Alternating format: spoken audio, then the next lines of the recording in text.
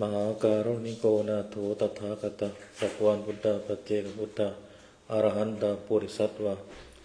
ภารัตรัตนะปุริสัตวะบาบาสาเหบดรเบียร์อเมริกา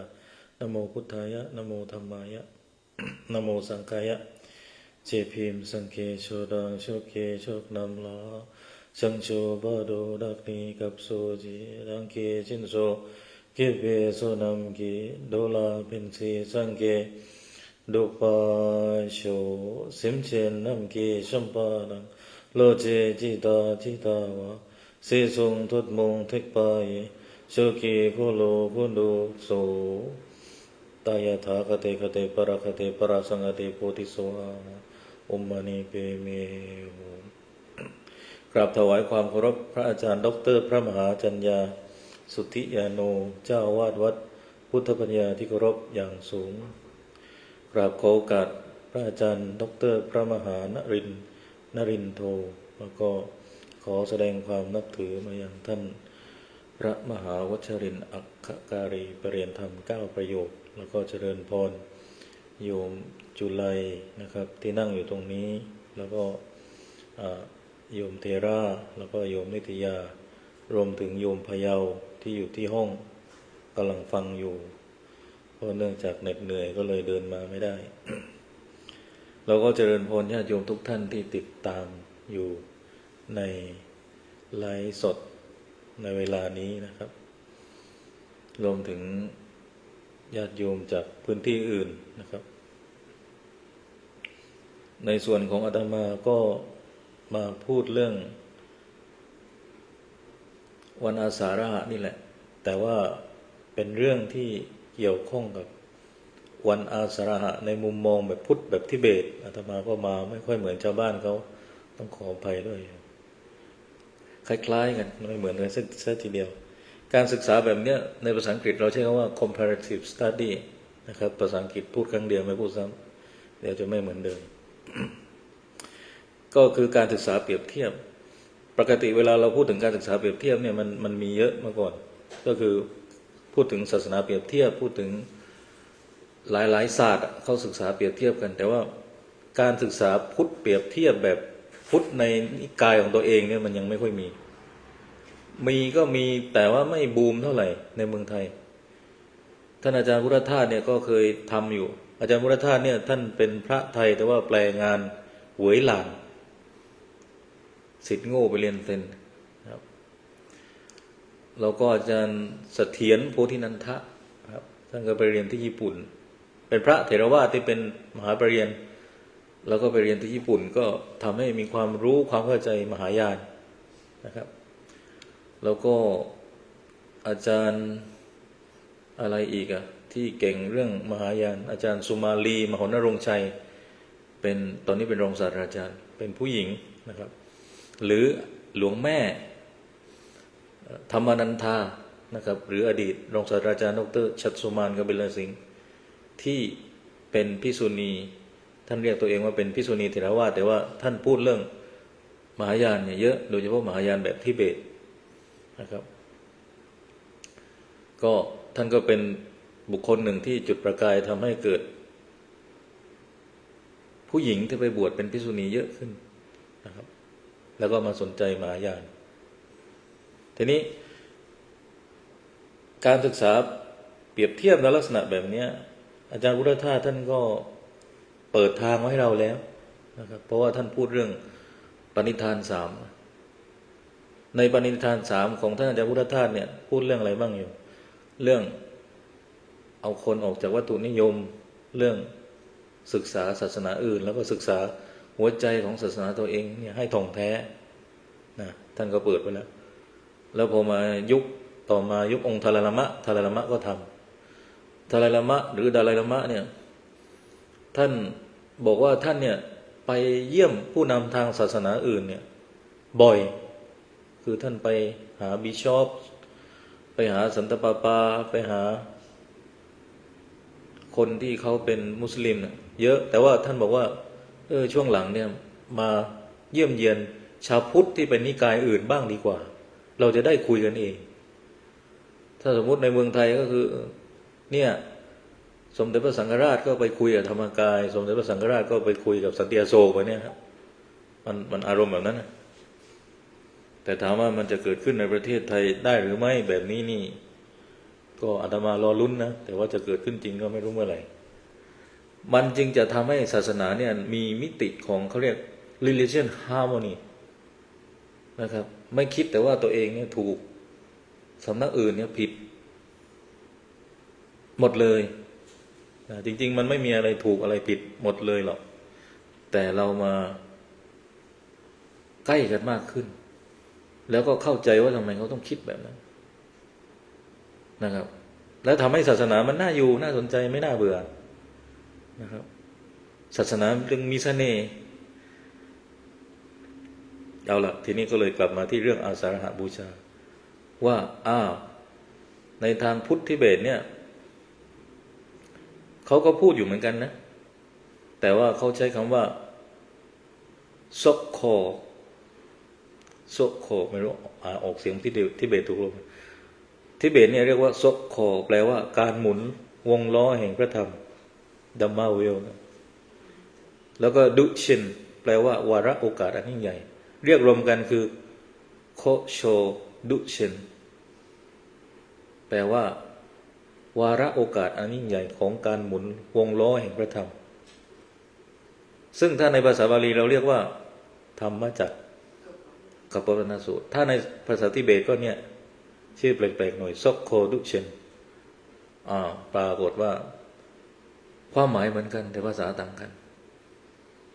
เหมือนคำว่าสมาธิในภาษาจีนเราเรียกว่าฌานในภาษาญี่ปุ่นเราเรียกว่าเซนในภาษาสันสกฤตเราเรียกว่าไดญาณ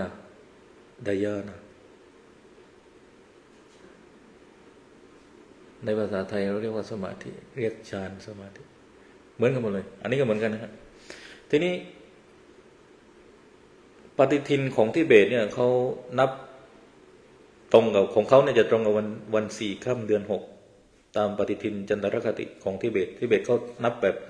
มูลนับแบบจันทรคติ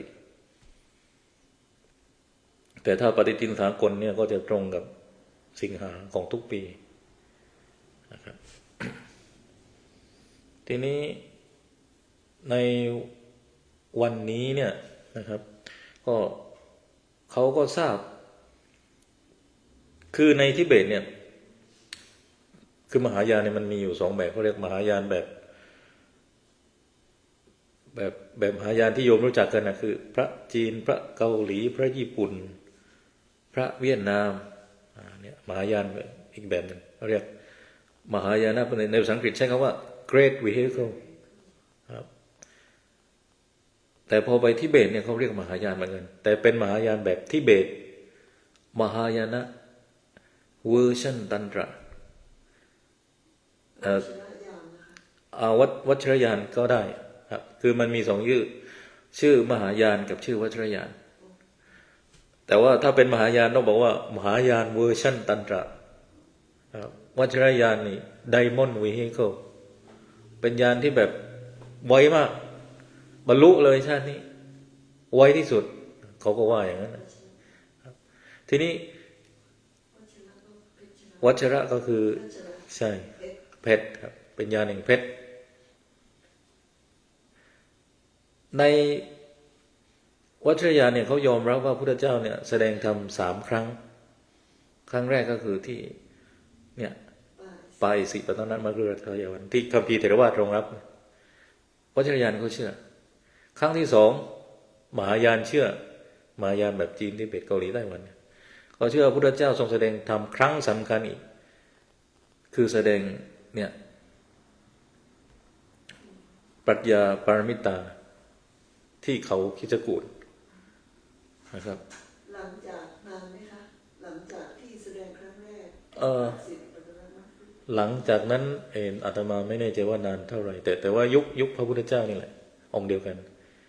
แต่ว่าเนี่ยเถรวาทไม่เชื่อเถรวาทจะไม่เชื่อแต่มหายานจะเชื่อ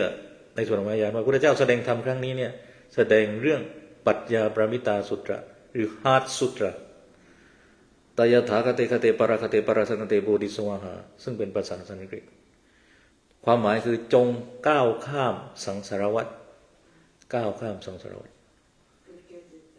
ครับเนี่ยที่เวียนวนอยู่ในกามภูมิรูปภูมิอรูปภูมิให้ถึงนิพพานแต่วัชรยานเนี่ยเชื่อไปอีกว่าพระเจ้าทรงแสดงธรรมครั้งที่3ก็คือแสดงเรื่องตัณตรญาณเนี่ยเพราะฉะนั้นวิธีการทำสมาธิของวัชรยานคือ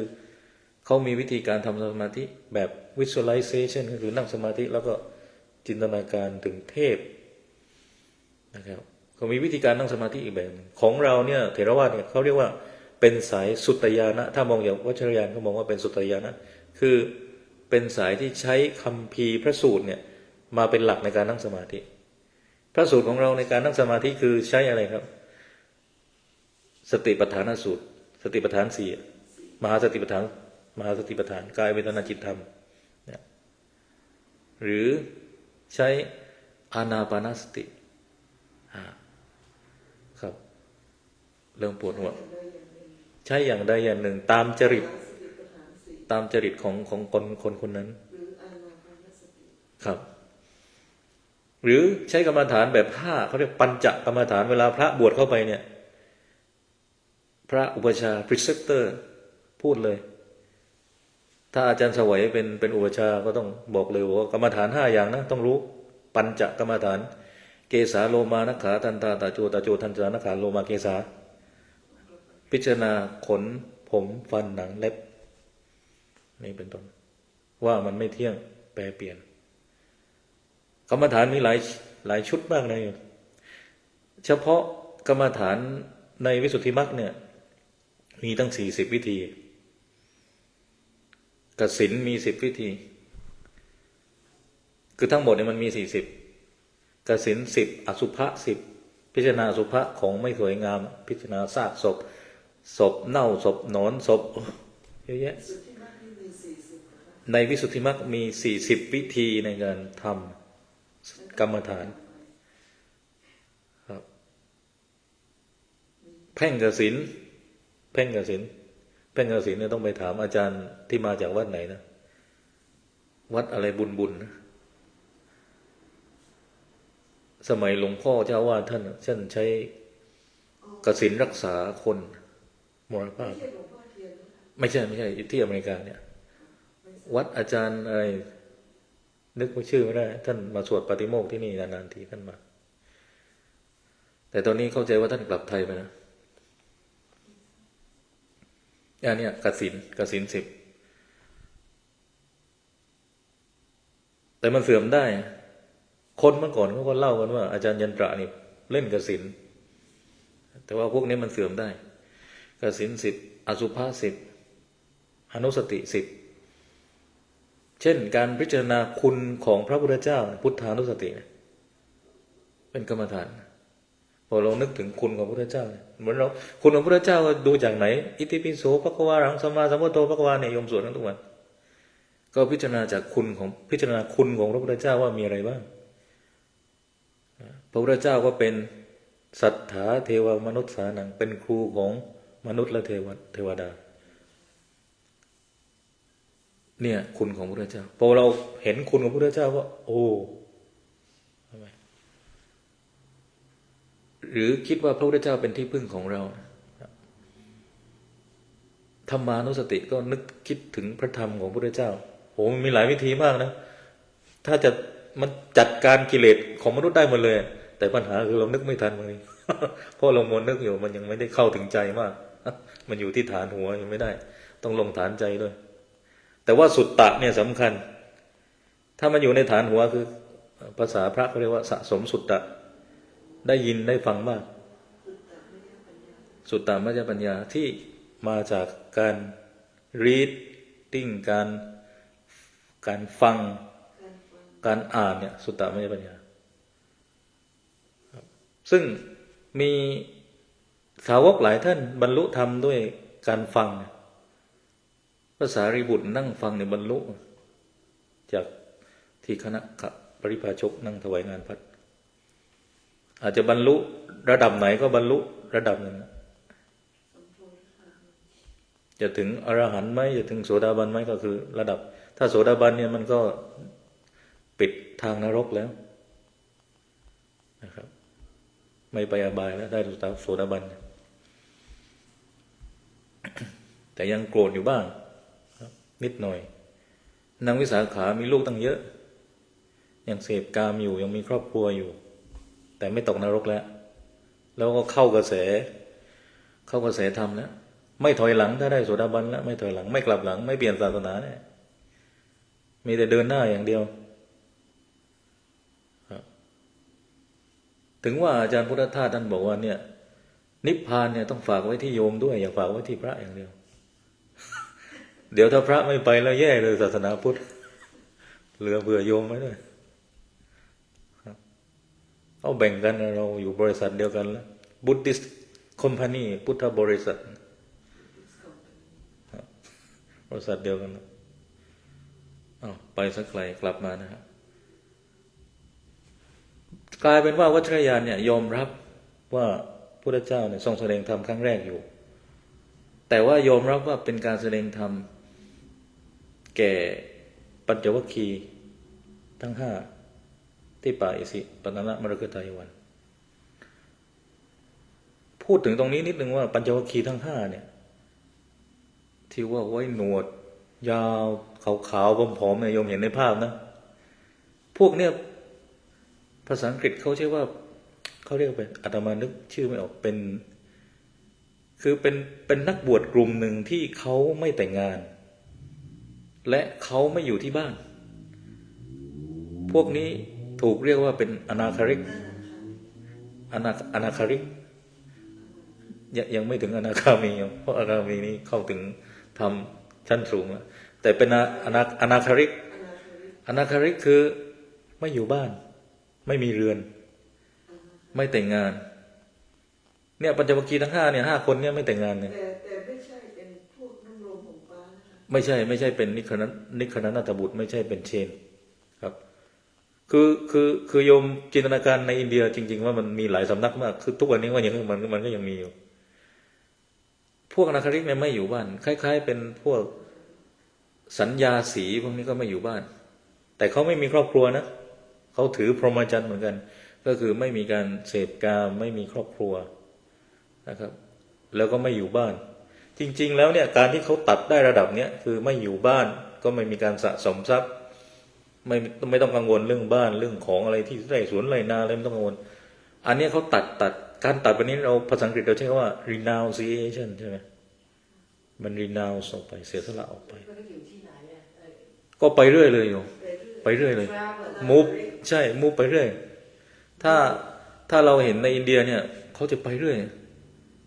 อยู่ไปเรื่อยแล้วจริงๆวิถีชีวิตพระเนี่ยเมื่อก่อนเนี่ยอยู่แบบนั้นอยู่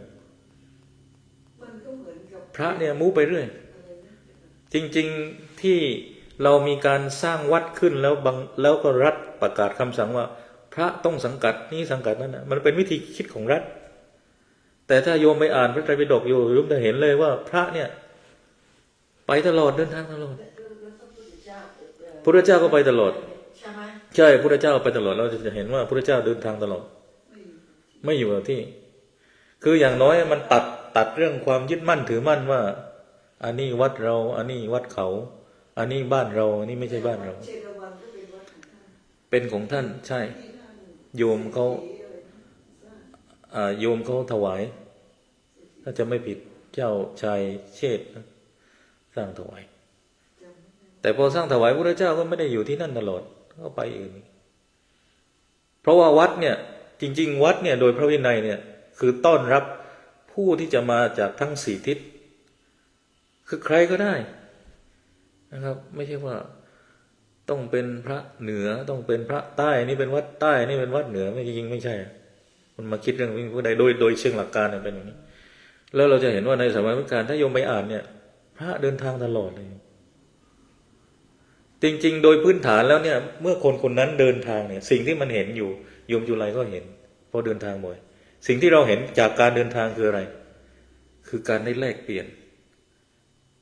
คือการได้เปิดกว้างเปิดมุมมองเราใหม่นะครับเพราะฉะนั้นนักบวชของศาสนาพุทธเนี่ยพระพุทธเจ้าเนี่ย มุมมองเนี่ยมันเกิดจากการเดินทางด้วย เปิดใจ เปิดใจ เปิดสมอง แล้วอาจารย์บางท่านที่เป็นทิเบตเนี่ยเขาบอกว่าเนี่ยจริงๆแล้วฮิปปี้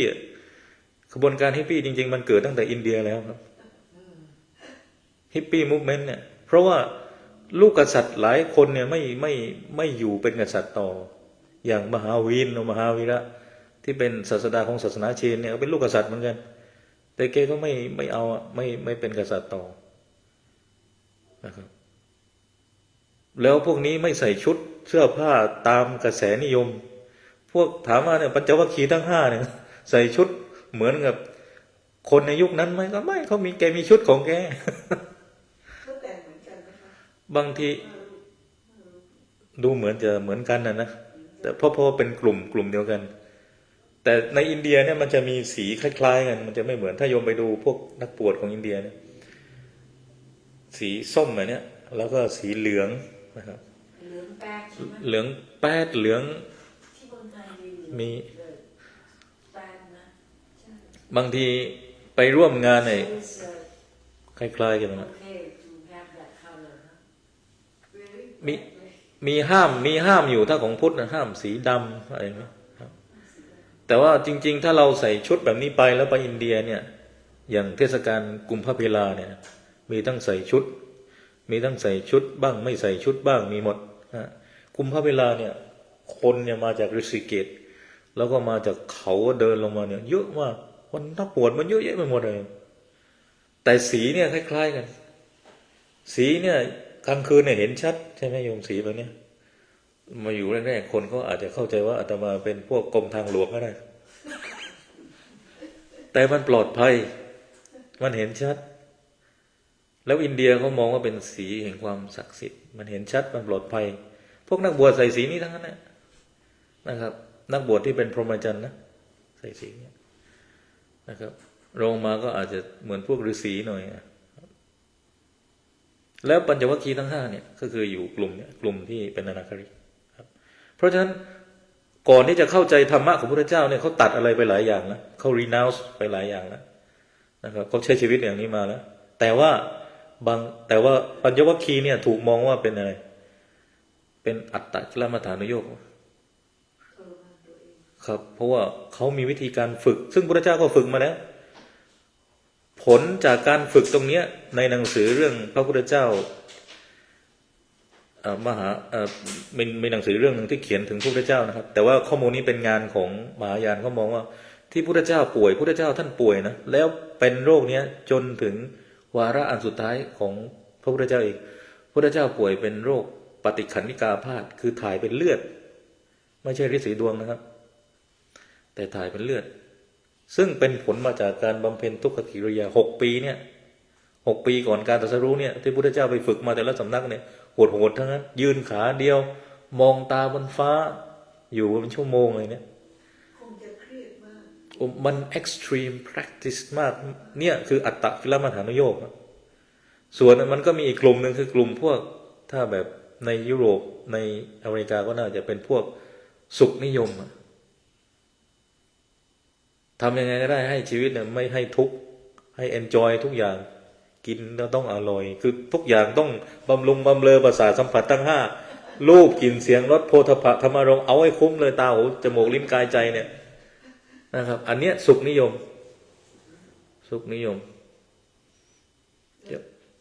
But they didn't succeed why I mean that kind of they can't I mean they're not they don't but Nirvana but you know that's what people want to succeed basically too much happiness that's right บางครั้งมัน it's no balance ใช่มันจริงๆแล้วเนี่ยพุทธเจ้าก็เห็นแล้วสุดท้ายที่พระเจ้าตรัสกับธรรมจักรกับปวัตตนสูตรขอไปตรัสเรื่องธรรมจักรกับปวัตตนสูตรเนี่ยกับปัญญวัคคีย์ทั้ง5เนี่ยก็คือเรื่องบาลานซ์เนี่ยไม่ให้มันไปทางอัตตกิลมัฏฐานุโยคแล้วก็กามสุขานุโยคนะครับให้มันเป็นใช้คำว่า middle way หรือทางสายกลางมัชฌิมาปฏิปทาเนี่ยต้องหาให้ได้ถ้าหาได้ชีวิตจะสมดุล เราเริ่มพูดเรื่องบาลานซ์พูดเรื่องสมดุลนะครับช่วงหลังนี้พูดกันเยอะเลยทั้งตัวคนเองทั้งป่าไม้ทั้งภูเขานะครับเนี่ยภูฐานก็พูดมานานแล้วเรื่องผลิตภัณฑ์มวลรวมสุขของประชาชน growth national happiness จำไม่ผิด growth national happiness ไม่ใช่ growth national product ไม่ใช่ GDP ครับก็ไม่รู้จะ work ยังไงบ้านเราก็พูดมานานแล้วเศรษฐกิจพอเพียงนะครับแต่ว่าคนที่จบจากอเมริกาโดยส่วนใหญ่ที่เป็นนักการเมืองจบไปหรือเป็นปัญญาชนเนี่ยไม่เข้าใจนะครับไม่เข้าใจแต่เอาเข้าจริงๆอเมริการักษาป่าไม้ดีมากนะเหมือนที่โยมพาอาตมาไปแต่ละที่เขารักษาป่าไม้ดีกว่าเมืองไทยอีกนะพูดกันตรงๆแบบไม่เกรงใจอย่างน้อยป่าไม้เขาอะไม่มีหรอกโดนตัดแล้วมีไอ้รีสอร์ทอะไรไปสร้างอยู่ไม่มีของเขานี่เอาจริงเอาจังมากนะครับบางทีเรามาอเมริกาเนี่ยมองเห็นแต่อะไรมองเห็นแต่นาซามองเห็นแต่ตึกใหญ่ๆมองเห็นแต่รถรวยๆแพงๆเป็น material lesson แต่เราไม่เห็นอีกมุมหนึ่งโอ้โหต้นไม้ 2,000 กว่าปีไปหาที่ไหนได้ประเทศไทยหาได้ไหม 2,000 กว่าปีมันจะถึงหรือเปล่าเอาแค่20 ปีจะถึงหรือเปล่าต้นสักมันจะถึงหรือเปล่าต้นสักอายุหลายร้อยปีถึงอยู่นะครับที่อุตรดิตถ์โอ้อุตรดิตถ์ไม่แน่ใจว่าตายไปหรือยังเพราะตอนที่โยมไปนี่ประมาณ60 ปีแล้วอุตรดิตถ์นี่ตอนนั้นมีข่าวดังเรื่องไอในมุมที่ไม่ดีนั่นก็คือเรื่องของอุตสาหกรรมที่ปล่อยควันเนี่ยจำชื่อไม่ได้นะคนเป็นแค่เป็นแงะเป็นหมดเลยแต่มาลงพื้นที่ไปกับทีมแต่อุตรดิตถ์ครับเป็นบางพื้นที่แต่ที่หลังก็ถูกปิดในสมัยรัฐบาลประยุทธ์นะครับอัคราเมืองอัคราจำไม่ผิดอาตมาลงพื้นที่ไปกับน้ำข่าวตรงนั้นแต่ไม่ใช่เป็นบางอำเภออาตมาจำอำเภอไม่ได้ที่อุตรดิตถ์อุตรดิตถ์โอเคทีนี้มาดูต่อนะครับพุทธเจ้าเขาแสดงธรรมมาจากวนาสูตรแก่ปัญญวัคคีย์ซึ่งความเข้าใจง่ายๆพื้นๆก็คือเรื่องของความสมดุลเรื่องของบาลานซ์นะครับแล้วก็ต่อมาก็ประกาศธรรมเรื่องอริยสัจสี่เรื่องมรรคมีองค์8อริยสัจสี่ก็เริ่มจากทุกข์เนี่ยว่าอะไรคือทุกข์ทางออกของทุกข์อันนี้อยู่เข้าใจนะทุกข์สมุทัยนิโรธมรรคแล้วก็กำกับด้วยมรรคมีองค์8ไอ้มรรคมีองค์8ข้อแรกเลยที่พระเจ้าให้มาคือเรื่องอาตมาจะพูดอยู่2ข้อนะหนึ่งก็คือเรื่องแรกที่พูดขึ้นข้อแรกเลยคือสัมมาทิฏฐิเรื่องของคิดยังไงให้มันคิดให้ถูกต้องเรื่องของภาษาปัจจุบันที่เขาชอบพูดกันเรื่อง mindset ใช่ไหมเขาพูดเรื่อง mindset พูดเรื่อง right view right thought แล้วก็พูดเรื่อง conceptual พวกนี้ครับแนวความคิดนะครับหรือพูดเรื่อง paradigm เรื่องกระบวนทัศน์ไม่รู้อะไรนักวิชาการไทยชอบแปล paradigm conceptual นะครับกระบวนทัศน์ใหม่อะไรเงี้ยเจ้าต้องไปถามหมอประเวศนะครับหมอประเวศไม่อยู่แล้วทีนี้มีอีกข้อหนึ่งในมรรค8เนี่ยข้อเนี้ยพูดกันบ่อยก็คือเรื่องของสมาธิแต่พระพุทธเจ้าใช้คำว่าสัมมาสมาธิแปลว่าต้องเป็นสมาธิที่ถูกต้องด้วยแสดงว่ามันมีสมาธิที่ไม่ถูกต้องด้วยในยุคของพระพุทธเจ้าสมาธิถูกต้องเป็นยังไงคำถามดีสมาธิถูกต้องเป็นยังไงในสมาธิที่ถูกต้องเนี่ยในความเข้าใจของธรรมะเนี่ยมันต้องประกอบไปด้วยไอ้ไตรสิกขานะครับไตรสิกขามันประกอบไปด้วยศีลนะครับศีลสมาธิปัญญาซึ่งในสมาธิถูกต้องมันไม่ใช่แค่เราเดินไปตามหลักของการปฏิบัติแบบ อานาปานสติหรือเอ่อสติปัฏฐานสี่อย่างเดียวนะครับเวลาที่เราปฏิบัติสมาธิของเราเนี่ยนะเราจะให้เขารับศีลก่อนโดย traditional ของเราเนี่ยจะให้รับศีลก่อนรับศีล 5ก่อนครับ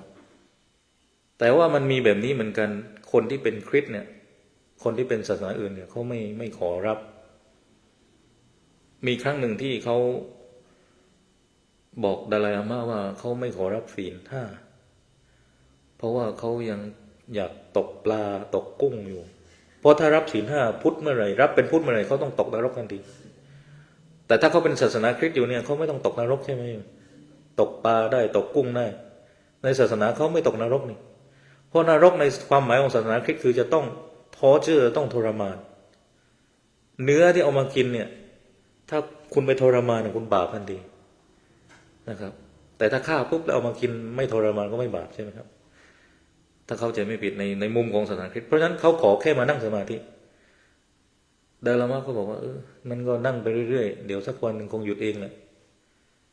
เพราะฉะนั้นทำไมต้องปูฐานของศีลก่อนเพราะเวลาที่คุณไปฆ่าใครมาคุณมีจิตใจคุณวอกแวกไม่สบายใจไปทะเลาะกับใครมาเนี่ยซึ่งมันมีส่วนจากศีลข้อ 5ถ้าเราละเมิดข้อใดข้อหนึ่งเนี่ยมันจะทำให้เรามานั่งสมาธิไม่สงบเลยฟุ้งซ่านไปหมดแล้วมันยากที่จะเกิดสมาธิที่ถูกต้องได้แล้วไอ้สัมมาสมาธิเนี่ยมันจริงๆมันมีหลายองค์ประกอบนะมันไม่ใช่เรื่องเดียวก็คือมันมีประเภทบางคนนั่งไปแล้วบ้าก็มีอาการเพี้ยนๆยังไงก็ไม่รู้เพราะฉะนั้นคนที่จะเริ่มจากการทำสมาธิในขั้นต้นนะครับในเบื้องต้นจึงต้องมีครูบาอาจารย์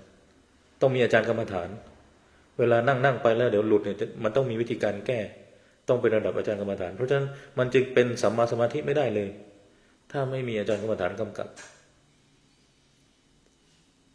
แล้วก็ที่สำคัญไอ้กรรมฐานที่เราปฏิบัติเนี่ยมันต้องเหมาะจริตเราด้วยนะถ้าไม่งั้นจะมีปัญหายังไงในพระสูตรอาตมาจำไม่ผิดแน่คือในอานาปานสติสูตรเนี่ย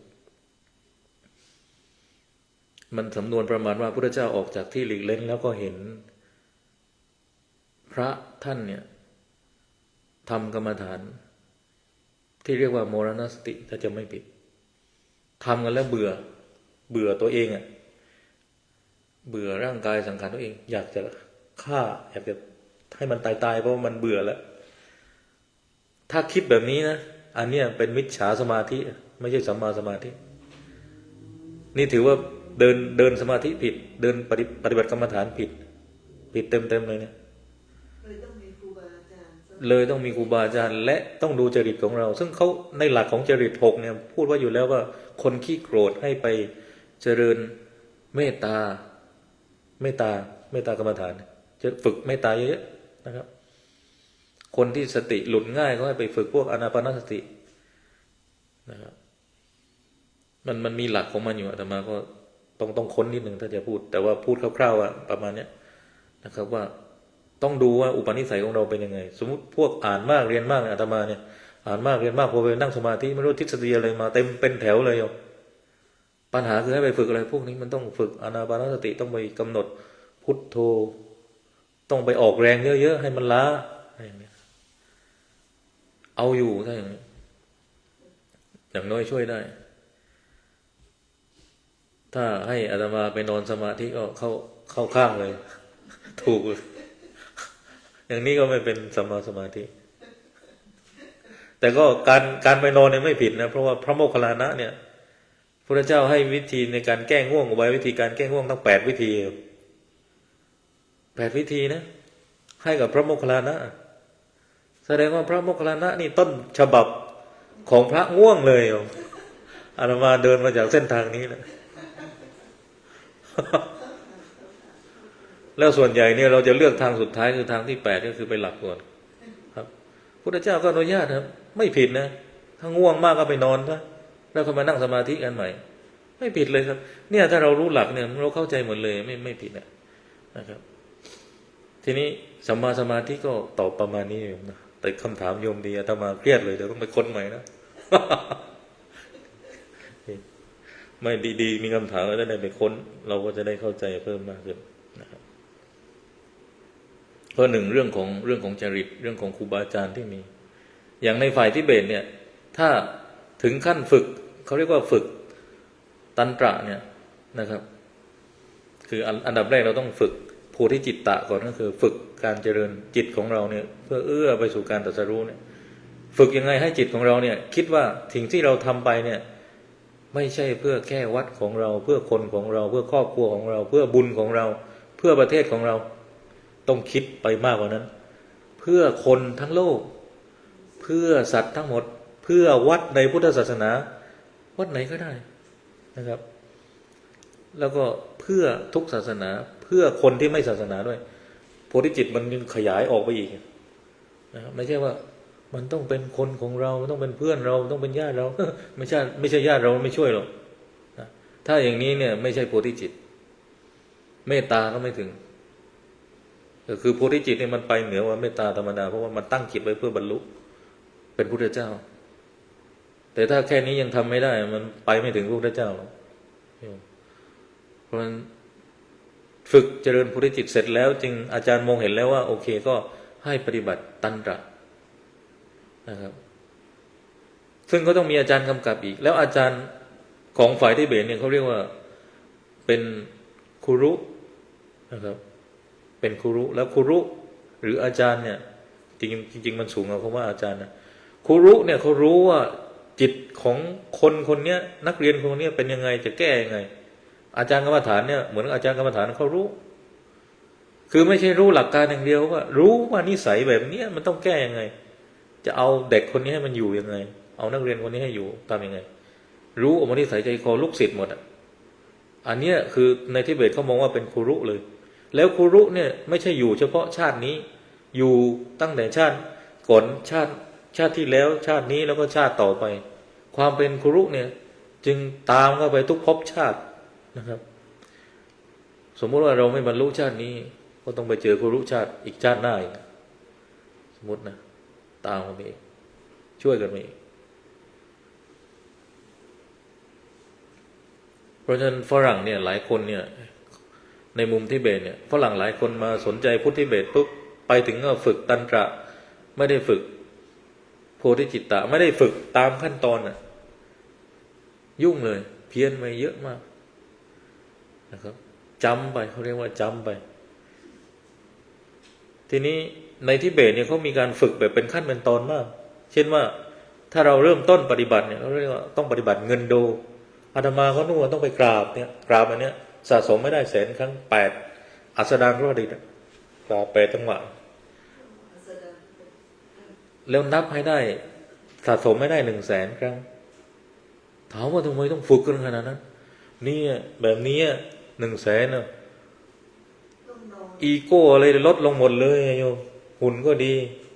ฝึกให้ humble ฝึกให้ถ่อมตนฝึกให้ละความเป็นตัวตนถอนออกให้หมดเขาเอาขนาดนั้นเนี่ยบางคนเนี่ยเขาไปปฏิบัติไปถึงเขาไกรลาดคนที่ไปก็คือมีอาจารย์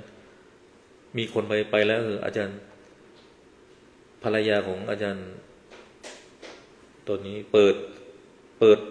เป็นถึงรองศาสตราจารย์ดร.สอนที่จุฬาอาตมานึกชื่อไม่ออกเลยนะครับทำอยู่ที่หัวหินเนี่ยนะครับเป็นอดีตแฟนของอาจารย์โสรัตน์หงส์ระดาดมอาจารย์กฤษดาวันเมธาวิกุลตรงนี้ท่านเปลี่ยนชื่อไหมอย่าแล้วก็เปลี่ยนชื่อใหม่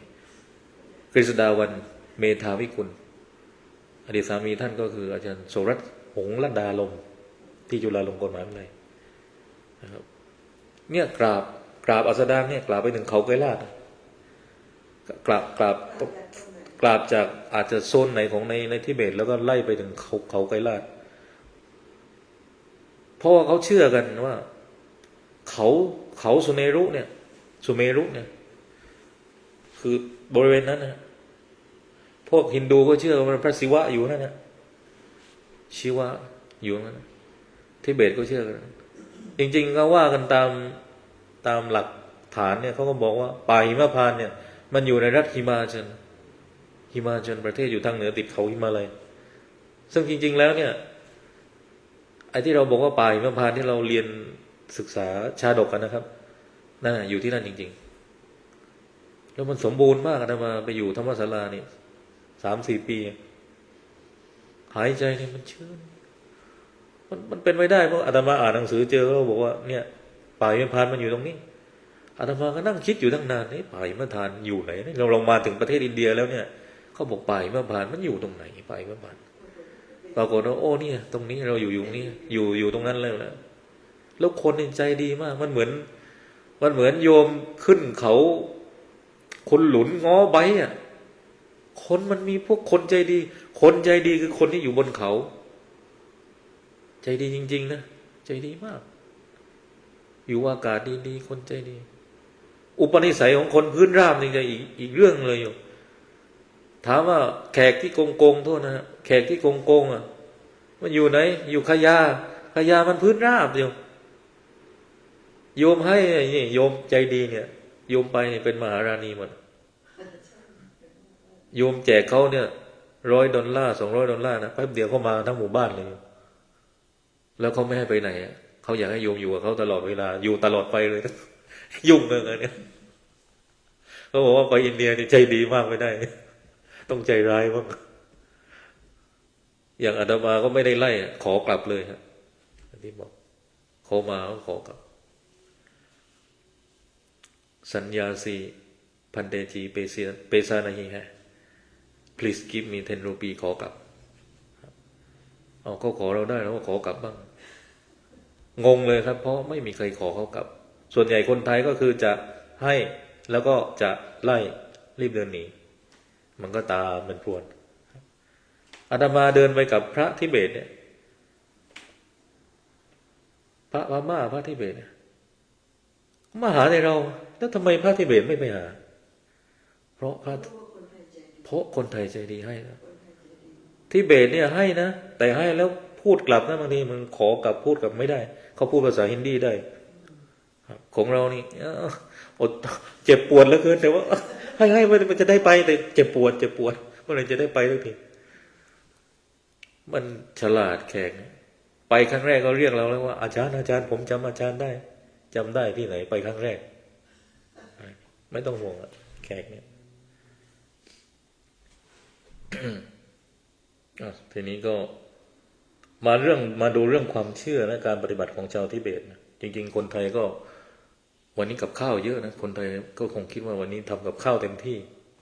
กับข้าวเยอะมากอาตมาเห็นเพราะว่าโยมโจหรือโยมโจเอาไปโพสใน TikTok อาตมาก็เข้าไปดูโอ้กับข้าวเยอะมากไม่อยู่แต่แอบดูว่ากับข้าวเยอะมากเลยมันทีนี้เขาบอกว่าวันนี้เนี่ย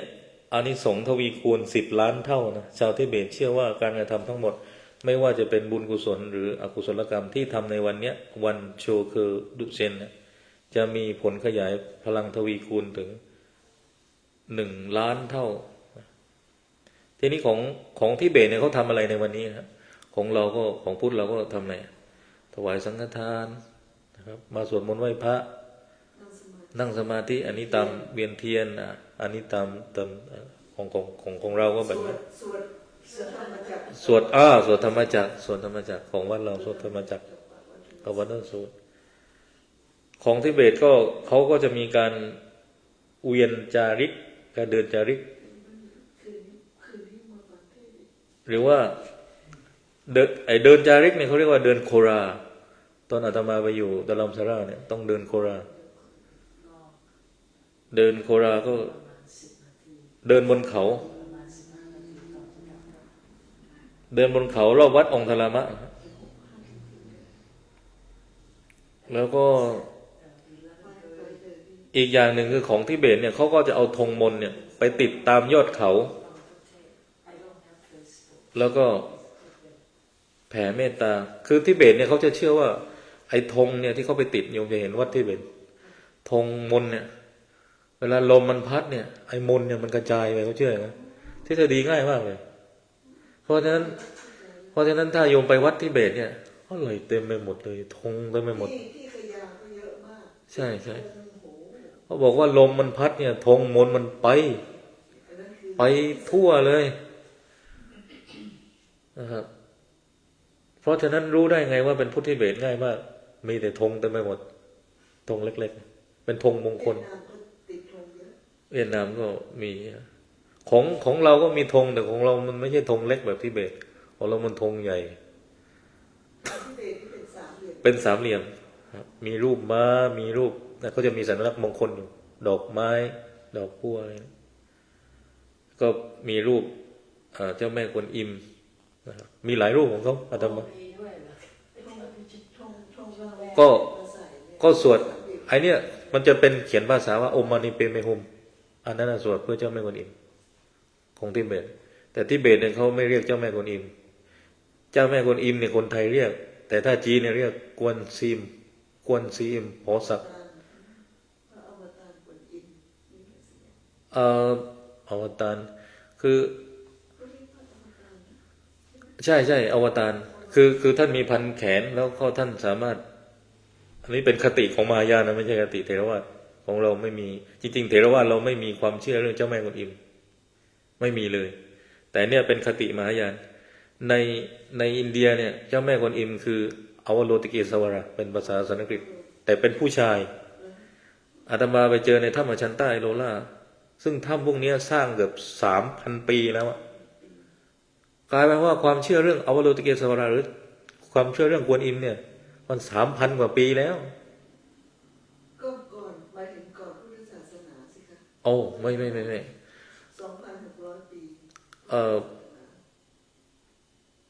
มันไม่รู้เขานับยังไงทำไมเขานับ1,000 2,000ในถ้ำอชันต้าไอโลล่า คือพระพุทธเจ้าปรินิพพานไปได้ 2,569 ปี บวกกับ 45 ปีที่ท่านยังมีพระชนม์ อันนี้อาตมาก็ไม่ทราบว่าเขานับยังไงนะถ้ำอชันต้าเนี่ยประมาณเกือบ 2,000 ปีครับ2,000 ปี คงไม่ถึง 3,000 ปี ไม่ถึงนะ คงจะอาจจะ 2,000 กว่าปี 200 ปี แต่ว่าไม่ใช่แต่ว่ากำลังจะพูดว่าเมื่อกี้ถึงไหนแล้วโยมเรื่องธงเนี่ยเรื่องธงนะเรื่องของวัดทิเบตเนี่ยเรื่องเจ้าแม่กวนอิมขอไปพอเรากลับมาที่จีนเนี่ยเราเป็นกวนอิมนะครับแต่พอทิเบตเราเรียกว่าเซนเรสิกแล้วทิเบตเขาจะสวดไอ้คาถาเนี่ยอมมานิเปเมหุมโอมมานิเปเมหุมมานิเปเมหุมมานิเปเมเนี่ยสวดแบบนี้ประมาณแสนโยม100,000 ครั้งโยมขับรถไปแล้วโยมลงสวดดูก่อนจะถึงบ้านโอมมานิเปเมหุมมานิเปเมหุมมานิเปเมหุมมานิเปเมหุมมานิเปเมหุม ต้องคอน พุ เซ็ ท ปต์ โธไม่ดีกว่า พุทโธก็ได้แล้วแต่สะดวก I mean for me เอา it's easier to ได้หมด say it. ได้หมด ได้หมด เอาอันไหนที่โยมคล่อง เอาอันไหนที่โยมใช้แล้วมันเกิดสติเกิด mindfulness ได้ทั้งนั้นครับเพราะว่าเรามีทั้งพุทโธเรามีทั้งสัมมาอรหัง เรามีทั้งพองหนอยุบหนอ rising falling เรามีอะไรอีกอะเพราะว่าอย่างที่บอกว่าการทำวิธีการกรรมฐานเนี่ยมันมีตั้ง40 วิธีนะอะไรก็ได้ที่ทำให้เราเกิดสมาธิได้หมดเหมือนมันมีเรื่องเล่าอย่างนี้โยมมันมีเรื่องเล่าอาจารย์เนี่ยเป็นคนจีนแล้วก็มีลูกศิษย์ไม่แน่ใจเป็นคนไทยหรือเปล่าอาจารย์บอกว่าอ้าวท่องคาถาตามนะท่องคาถาอิติปิโสภคววิว ไอ้ลูกศิษย์มันก็ไม่เชื่อโอ้ยอาจารย์ท่องผิดหรือเปล่าวะอิติปิโสภควานี่ไม่ออกอิติปิโสภคววิวอะไรแบบเนี้ยคือแม้แต่ว่าไอ้เสียงนั้นมันผิดความผิดแต่ว่ามันอาจจะไม่เกิดปัญญา 100% แต่ว่าจิตมันสงบแต่ถ้าเรารู้ความหมายมันเกิดปัญญาเหมือนบทสวดมนต์เนี่ยที่โยมสวดไปเนี่ยบุคคลไม่ควรคำนึงถึงสิ่งที่ล่วงไปแล้วและไม่พึงพะวงถึงสิ่งที่ยังไม่มาถึงเนี่ยในบทของ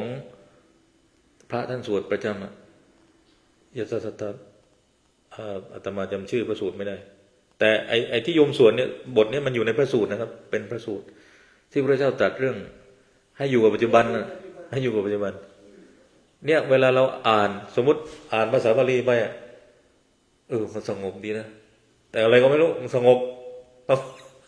เอาพุทธ พุทธแปลว่าผู้รู้ผู้ตื่นผู้เบิกบานอายาถ้าเราเป็นพุทธเราเป็นผู้รู้ด้วย รู้ตัวเองรู้คนรู้โดยเฉพาะรู้ตัวเอง ผู้รู้ผู้ตื่นยังไงตื่นจากกิเลสเบิกบานไหมถ้าเราเบิกบานด้วยนี่เราเป็นพุทธจริงๆถ้าเรารู้ความหมายนะเหมือนกับกุศลาเนี่ยกุศลาธรรมาธรรมที่เป็นกุศลกุศลธรรมมาธรรมที่เป็นกุศลกุศลคือเรื่องดีอกุศลธรรมมาธรรมที่ไม่เป็นกุศลนะครับอัพยากฤตอัพยากตาธรรมที่เป็นกลางๆอย่างเนี้ยแสดงว่าเราเข้าใจความหมายแล้วเราแปลได้เกิดปัญญาไม่ใช่ว่าสงบอย่างเดียวแต่ว่าคติโบราณเนี่ยทำไมเขาให้เราสวดไปก่อนฟังสวดไปก่อนเพราะว่าอย่างน้อยเนี่ยอย่างน้อยเอาให้มันได้สงบก่อนนะครับบางทีมันไม่ได้อะไรเลยเนี่ยบางทีโยมงั้นเอาอะไรสักอย่างก่อนคนโบราณเนี่ยเขาฉลาดมากนะเมื่อก่อนเนี่ยมันมีพระบางกลุ่มเขาบอกว่าสวดทำไมไม่ต้องสวดเพราะว่ายังไงสวดก็ไม่ได้สวดให้ศพไปสู่สวรรค์เขาสวดให้คนเป็นนั่งฟังคนฟังคนที่ยังอยู่ฟังคือเขาเอาหลักธรรมะเนี่ยไปผูกกับจารีตวัฒนธรรมให้มันอยู่ต่อไปนะครับถ้าไม่เช่นนั้นถ้าศาสนาเนี่ยถ้าไม่อยู่กับจารีตวัฒนธรรมเนี่ยให้โยมคิดว่าไหวไหมให้มันอยู่ในห้องเรียนในมหาลัยในโรงเรียนมันไม่ถึงชุมชนไม่ถึงศาสนาฮินดูเนี่ยทำไมมันอยู่ในอินเดียได้อาตมาลงไปดูพออาตมาลงไปต่างจังหวัดมันมีหิ้งมันมีถ้ำมันมีหิ้งเล็กๆเหมือนศาลเล็กๆศาลของเขาทั่วเลยแล้วคนที่เป็นฮินดูแบบเขาไม่ได้เรียนอะไรเยอะวันๆเขาทำอะไรเขาบูชาเขาเรียกบูชาเนี่ยของเรามีบูชา2 อย่างของเขาบูชาแบบอามิสบูชาคือเอาดอกไม้อะไรไปให้สั่นระฆังกิ้งสวดบูชาสูงขึ้นมาหน่อยระดับอีกฮินดูพวกนี้เป็นพวกกลุ่มอินเทลเล็กชวลแล้วพวกปัญญาชนแล้วพวกนี้มันอ่านอะไรอ่านภัควันคีตาโยมเคยอ่านภัควันคีตาภัควันคีตาฤกขเวทสามเวทราชเวทอัตถเวทเนี่ยนะครับพวกระดับพราหมณ์ชั้นสูงเขาอ่านกันชาวบ้านธรรมดาเนี่ยอ่านพระเวทไม่ได้เขาไม่ได้แต่บูชากิ้งแต่ถามว่าฮินดูมันอยู่ไหมมันอยู่แต่มันอยู่แบบเนี้ยอาตมากลับเมืองไทยไปนั่งคิดเราอยู่อินเดียเนี่ยเราเห็นศาลของฮินดูเนี่ยเต็มไปหมดเลยทุกพื้นที่นึกเหมือนเมืองไทยเลยว่าทุกตำบลมีวัดทุกตำบลมีวัดแล้วมีกี่วัดทุกอำเภอมีกี่วัดนี่ถ้าคิดในเรื่องของ strategy เรื่องกลยุทธ์เนี่ยมันได้เลยโยมแล้วพระออกบิณฑบาตทุกเช้าโยมนี่จำตลอดเลยมันรีมายอยู่ตลอดมันตอกย้ำวัฒนธรรมอยู่ตลอดพระออกบิณฑบาตทุกเช้าโยมจำตลอดเลยมันทำให้ศาสนาเนี่ยมันพยายามจะฝังอยู่ในเป็นเพราะฉะนั้นศาสนาในความหมายเนี่ยมันไม่ใช่ศาสนาในความหมายของเข้าคอร์สปฏิบัติธรรมนั่งสมาธิแต่ในความหมายเนี่ยมันคือความหมายของวิถีชีวิต the way of life ด้วยนะครับคนทิเบตเนี่ยตื่นในเช้าไปไหนไปเดินโคราแล้วเดินรอบวัดองค์ทรามะจับลูกประคำไปมันไป3 รอบก่อนไปทำงานเนี่ยเพราะฉะนั้นการปฏิบัติธรรมในมุมมองของวิถีชีวิตเนี่ยมันไม่ใช่ว่าต้องไปเข้าคอร์สปฏิบัติธรรมนั่งสมาธิกรรมฐานอย่างเดียวแต่ว่ามันคือชีวิตประจำวัน in the daily life เหมือนที่พระพรหมกุณาภรณ์ท่านเคยพูดว่าเดี๋ยวนี้เราเข้าใจเรื่องกรรมฐานกันผิดเราเข้าใจว่ากรรมฐานเราเข้าใจว่าการปฏิบัติธรรมหมายถึงว่าต้องมีคอร์สภาวนาต้องไปเข้ากรรมฐานถ้าเอาคำพูดของท่านอาจารย์พุทธทาสนี่จบเฮเลยโยมอาจารย์พุทธทาสพูดว่าไงพูดว่าการทำงานคือการปฏิบัติธรรมถ้าโยม โอ้ตายแล้วมัน การปฏิบัติธรรมอย่าง ท่านให้คำนิยามของการปฏิบัติธรรมที่มันขยายขอบเขตเป็นวิถีชีวิตและกว้างออกไปอีกแทนที่จะบอกว่าแทนที่คนเข้าใจว่าการปฏิบัติธรรมเป็นเรื่องของพระเป็นเรื่องของคนที่อยู่ในวัดอยู่ๆอาจารย์พุทธทาสบอกว่าการทำงานคือการปฏิบัติธรรมโอ้ตายแล้วแสดงว่าไอ้คนทำงานเนี่ยก็ต้องปฏิบัติธรรมด้วยนะเนี่ยคือสติปัญญาชาญฉลาดของอาจารย์พุทธทาสที่อาตมาเห็นนะครับแล้วหลวงพ่อปัญญาก็มาพูดต่ออีกใช่ไหมครับว่าทำงานให้สนุกเป็นสุขกับการทำงาน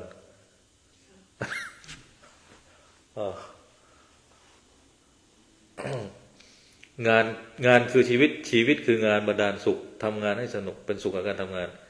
นี่อาตมาพูดถูกหรือเปล่าไม่รู้นะก็เพิ่งเข้าวงการมาก่อนเมื่อก่อนอาตมาอยู่หลายวงการพระเสกบ้างวงการพระดูดวงบ้างอะไรนะกว่าจะเข้าวงการนี้ได้ก็วนอยู่หลายเรื่องกว่าจะได้เข้ารู้จักอาจารย์พุทธทาสรู้จักหลวงพ่อปัญญาอยู่แต่ว่าแค่รู้จักแต่หน้าแต่ไม่รู้จักเนื้อหารู้จักแต่ปกแต่ไม่รู้จักข้างในว่าเป็นยังไง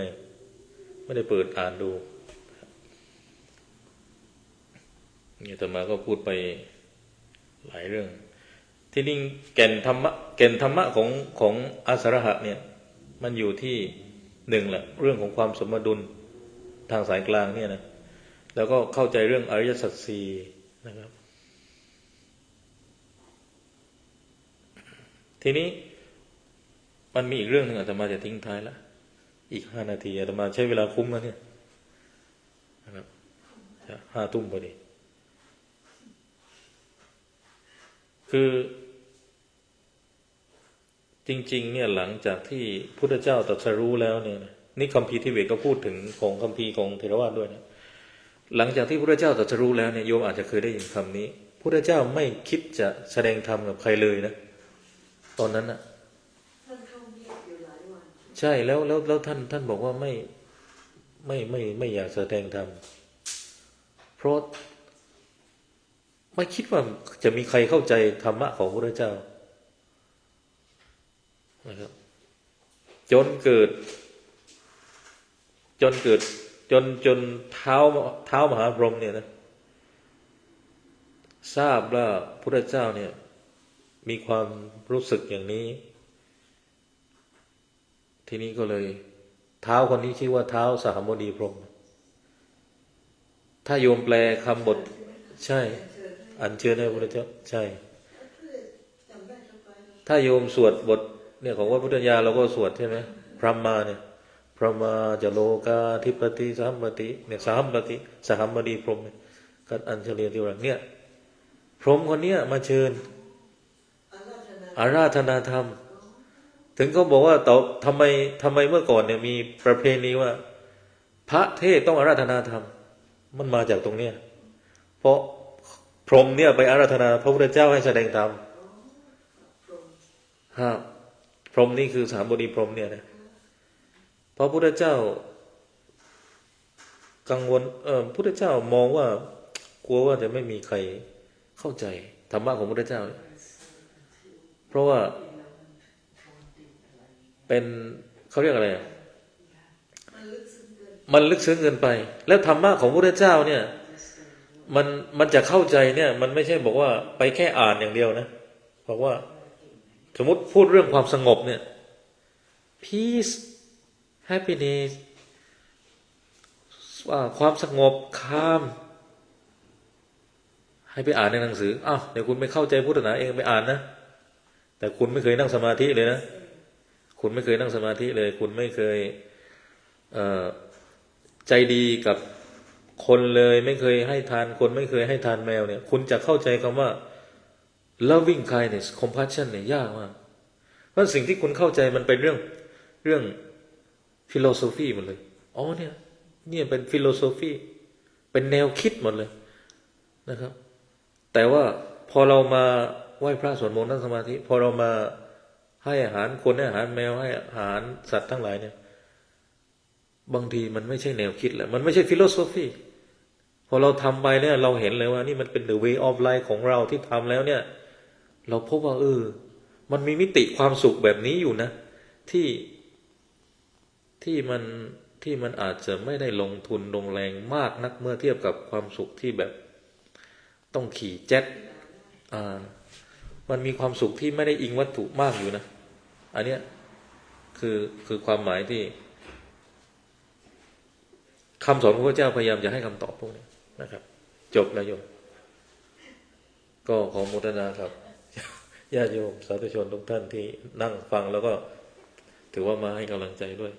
ก็ขอความสุขความเจริญความรุ่งเรืองความร่ำรวยในธรรมจงมีแต่ทุกคนทุกท่านเทอญขอเจริญพร